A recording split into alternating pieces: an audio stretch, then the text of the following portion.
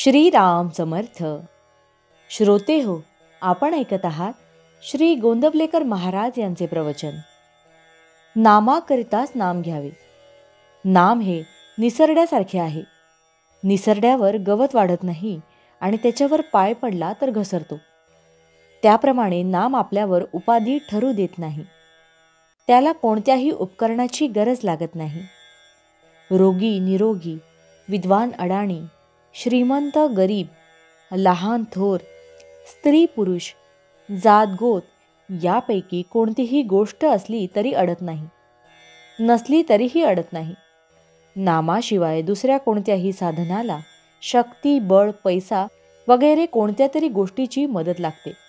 असे हे अत्यंत उपाधिरहित असलेले नाम आपणही अत्यंत उपाधिरहित होऊन घेतले तरच त्यात आपल्याला प्रेम येईल.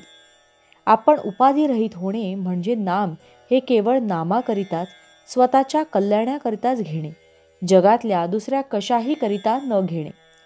आपण जर ते सकाम बुद्धीने घेतले तर इच्छित कार्यभागही साध्य होत नाही आणि आपले कल्याणही साधत नाही. सकाम नाम घेणे हे किती वाईट आहे हे सांगणे फार कठीण आहे. असे पहा की स्त्री ही अत्यंत पवित्र आहे, कारण देव, संत यासारख्या विभूतीही तिच्या पोटी जन्म घेतात.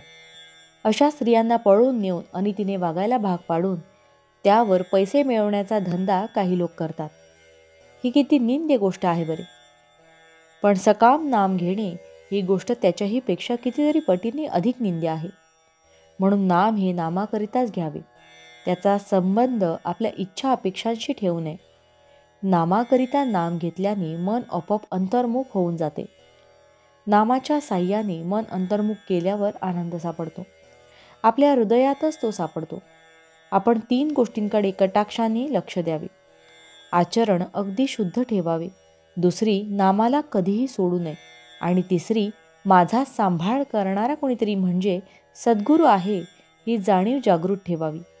प्रत्येक माणसाला कशाची तरी विशेष आवड असते.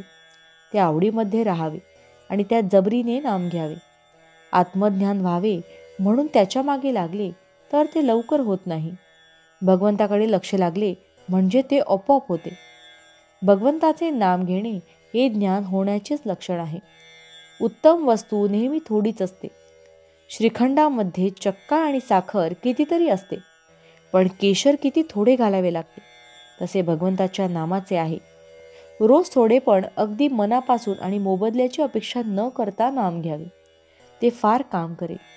भगवंत हा सर्व सत्ताधीश आहे खरा, पण एका बाबतीत तो लुळा पांगळा होतो व सहज अडकतो. भुगा जसा लाकूड पोखरतो पण कमळात अडकतो, ती स्थिती नामाच्या बाबतीत भगवंताची होते. भावार्थ, पाणी हे जसे शरीराचे जीवन आहे तसे नाम हे मनाचे जीवन आहे. जानकी जीवन स्मरण जय जय राम. महारुद्र हनुमान की जय.